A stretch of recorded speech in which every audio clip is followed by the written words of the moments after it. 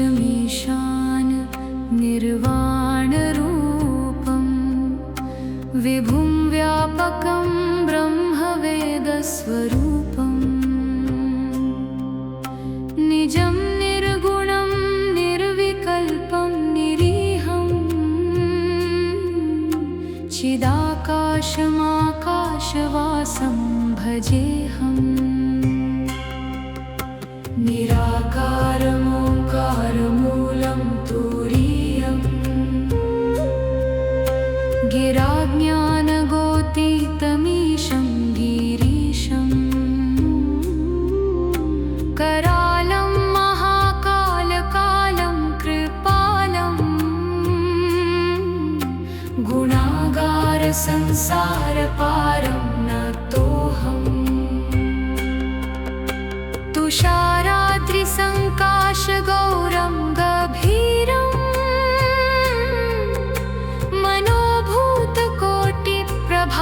मनोभूतकोटिप्रभाश्रीशरीरं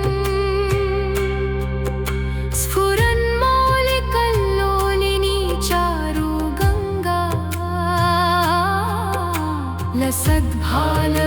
लसद्भालबालेन्दुकण्ठे भुजङ्गा चलत्कुण्डलं भ्रूसुनेत्रं विशालं प्रसन्नाननं नीलकण्ठं दयालं मृगाधीशचर्माम्बरं मुण्डमालं प्रियं शङ्करं सर्वनाथं भजामि प्रचण्डं प्रकृष्टं प्रगल्भं परेशम् अखण्डं अजं भानुकोटिप्रकाशम् त्रयः शूलनिर्मूलनं शूलपाणि भजेऽहं भवानीपतिं भावगम्यम्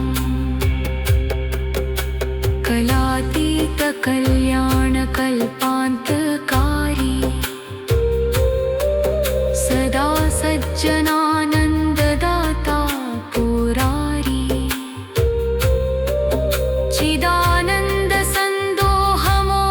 चिदानन्दसन्दोहमोहापहारी प्रसीद प्रसीद प्रभो मन्मथारी न यावदुमानाथ पादारविन्दं भजन्ति लोके परे वा नराणां न तावत् सुखं शान्तिसन्तापनाशम् प्रसीद प्रभो सर्वभूताधिवासम्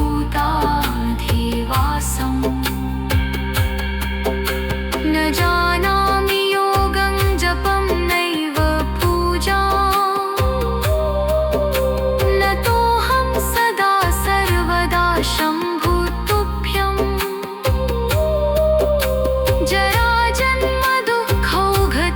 जराजन्मदुःखौघतातप्यमानं प्रभो पाह्यापन्नमामीश शम्भो नमामीशमीशान निर्वाणरूपं विभुं व्यापकं ब्रह्मवेदस्वरूपं निजं निर्गुणं निर्विकल्पं निरीहं चिदाकाशमाकाशवासं भजेऽहम् निराकारमोङ्कारमूलं तुरीयं गिराज्ञानगोतीतमीशं गिरीशं करालं महाकालकालं कृपालं गुणागारसंसारपालं नतोऽहम्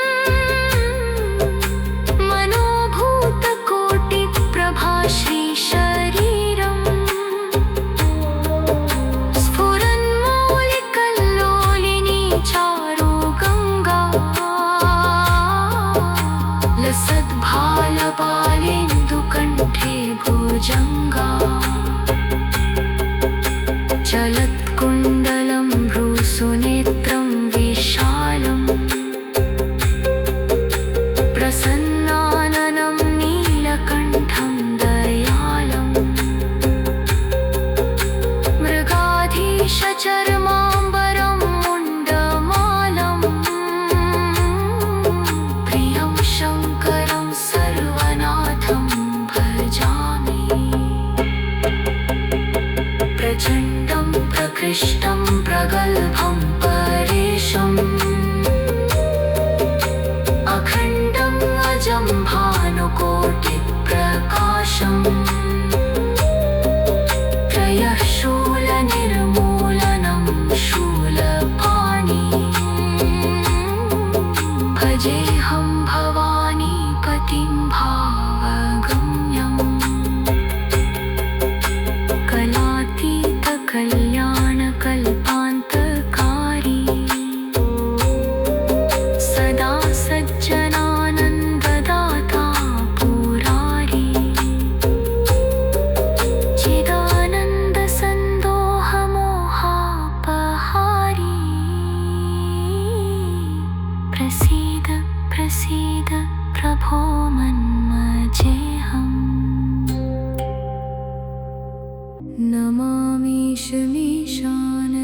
नमामीशमीशाननिर्वाणरूपम् विभुं व्यापकं ब्रह्मवेदस्वरूपम् निजं निर्गुणं निर्विकल्पं निरीहम् चिदाकाशमाकाशवासं भजेऽहम् निराकारमूलं तुरीयं गिराज्ञानगोतीतमीशं गिरीशं करालं महाकालकालं कृपालं गुणागारसंसारपारं नतोऽहम् तुषाराद्रिसङ्काशगौरं गभीरमनोभूतकोटिप्रभा श्रीशरीरं स्फुरन्मौलिकल्लोलिनी चारुगङ्गालसद्भालबालेन्दुकण्ठे भुजङ्गा चलत्कुण्डलं भ्रूसुनेत्रं विशालं प्रसन्नाननं नीलकण्ठं दयालं मृगाधीशचर्माम्बरं मुण्डमालं प्रियं शङ्करं सर्वनाथं भजामि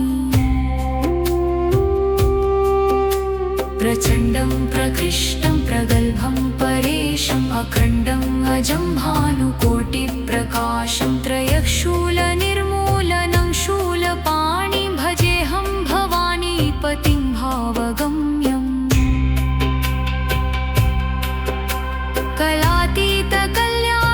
कलातीतकल्याणकल्पान्तकारी सदा सज्जनानन्ददाता पुरारी चिदानन्दसन्दोहमोहापहारी प्रसीद प्रसीद प्रभो मन्मथारी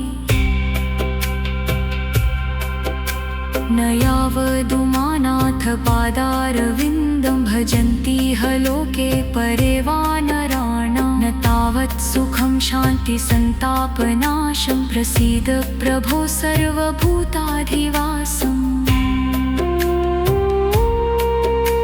न जानामि योगं जपं नैव पूजा नतोऽहं सदा सर्वदा शम्भुतुभ्यं जराजन्मदुःखौघतातप्यमानं प्रभो पाह्यापन्नमामीश शम्भो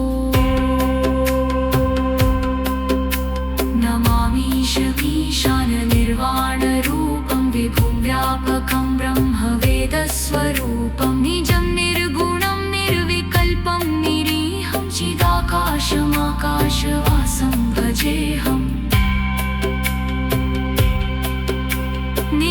निराकारमोङ्काथ पादारविन्दं भजन्तेह लोके परे वा नराणां न तावत् सुखं शान्तिसन्तापनाशं प्रसीद प्रभो सर्वभूताधिवासम् न जानामि योगं जपं नैव पूजां नतोऽहं सदा सर्वदा शम्भुतुभ्यं जराजन्मदुःखौघतातप्यमानं प्रभो पाह्यापन्नमामीश शम्भो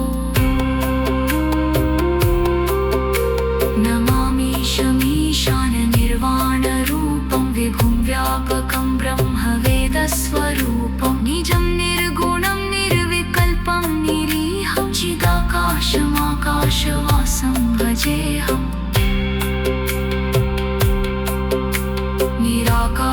निराकारमोङ्कारमूलं तुरीयं गिराज्ञानगोतीतमीशं गिरीशं करा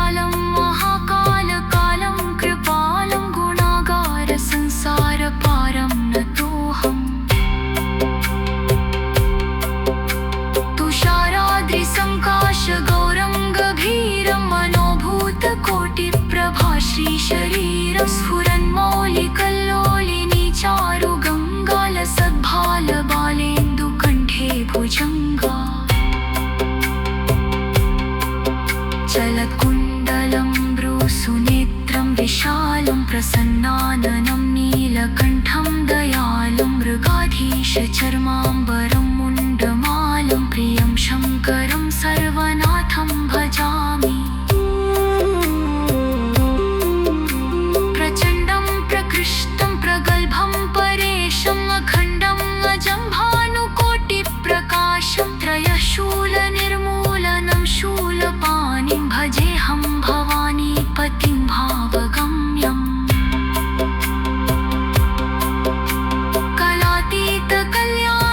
कलातीतकल्याणकल्पान्तकारी सदा सज्जनानन्ददाता पुरारी चिदानन्दसन्दोहमोहापहारी प्रसीद प्रसीद प्रभो मन्मथारी न यावदुमानाथ पादारविन्दं भजन्ति ह लोके परे वा नराणां न तावत् सुखं शान्तिसन्तापनाशं प्रसीद प्रभो सर्वभूताधिवासम् न जानामि योगं जपं नैव पूजां न तोऽहं सदा सर्वदा शम्भुतुभ्यं जराजन्मदुःखौघतातप्यमानं प्रभो पाह्यापन्नमामीश शम्भो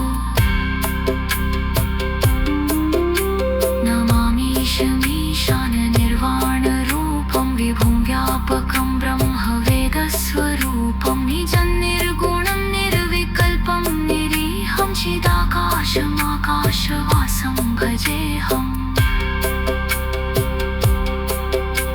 निराकारमोङ्कारमूलं तुरीयम् निराकारमोङ्कारमूलं तुरीयम्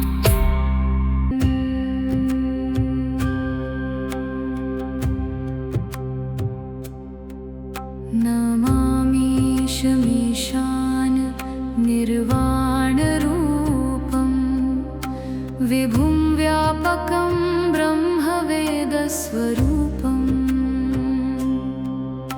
निजं निर्गुणं निर्विकल्पं निरीहं चिदाकाशमाकाशवासं भजेऽहम् निराकारमोङ्कारमूलं तुरीयम् गिराज्ञानगोतीतमीशं गिरीशम् करालं महाकालकालं कृपालं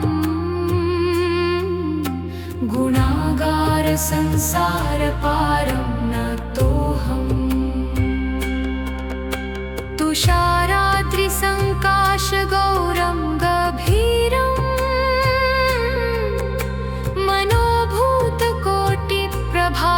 मनोभूतकोटिप्रभाश्रीशरीरं स्फुरन्मौलिकल्लोलिनी चारुगङ्गा लसद्भालबालेन्दुकण्ठे भुजङ्गा चलत्कुण्डलं भ्रूसुनेत्रं विशालं प्रसन्नाननं नीलकण्ठं दयालं मृगाधीशचर्माम्बरं मुण्डमालं प्रियं शङ्करं सर्वनाथं भजामि प्रचण्डं प्रकृष्टं प्रगल्भं परेशम् अखण्डं अजं भानुकोटिप्रकाशं त्रयः शूलनिर्मूलनं शूलपाणिं भजेऽहं भवानीपतिं भावगम्यम् कलातीतकल्याणकल्पान्तकारी सदा सज्जनानन्ददाता पुरारी चिदानन्दसन्दोहमोहापहारी प्रसीद प्रसीद प्रभो मन्मथारी न यावदुमानाथ पादारविन्दं भजन्ति ह लोके परे वा नराणां न तावत् सुखं शान्ति सन्तापनाशम् प्रसीद प्रभो सर्वभूताधिवासम् न जानामि योगं जपं नैव पूजां न तोऽहं सदा सर्वदा शम्भो तुभ्यं जराजन्म दुःखौघतातप्यमानं प्रभो पाह्यापन्नमामीश शम्भो नमामीशमीशान निर्वाणरूपं विभुं व्यापकं ब्रह्मवेदस्वरूपं निजं निर्गुणं निर्विकल्पं निरीहं चिदाकाशमाकाशवासं भजेऽहम् निराकारमोङ्कारमूलं तुरीयं गिराज्ञानगोतीतमीशं गिरीशं करालं महाकालकालं कृपालं गुणागारसंसारपालं नतोऽहम् तुषाराद्रिसङ्काशगौरङ्गभीरं मनोभूतकोटिप्रभाश्रीशरीरं स्फुरन्मौलिकल्लोलिनी चारु गङ्गा लसद्भालपालेन्दुकण्ठे भुजङ्गा चलत्कुण्डलं भ्रूसुनेत्रं विशालं प्रसन्नाननं नीलकण्ठं दयालं मृगाधीशचर्माम्बरं मुण्डमालं प्रियं शङ्करं सर्वनाथं भजामि प्रचण्डं प्रकृष्टं प्रगल्भं परेशम् अखण्डम् अजं भानुकोटिप्रकाशम् त्रयः शूलनिर्मूलनं शूलपाणि भजेऽहं भवानीपतिं भावगम्यम् कलातीतकल्याणकल्पान्तकारी सदा सज्जनानन्ददाता पुरारी चिदानन्दसन्दोहमोहापहारी प्रसीद प्रसीद प्रभो मन्मजेऽहम्।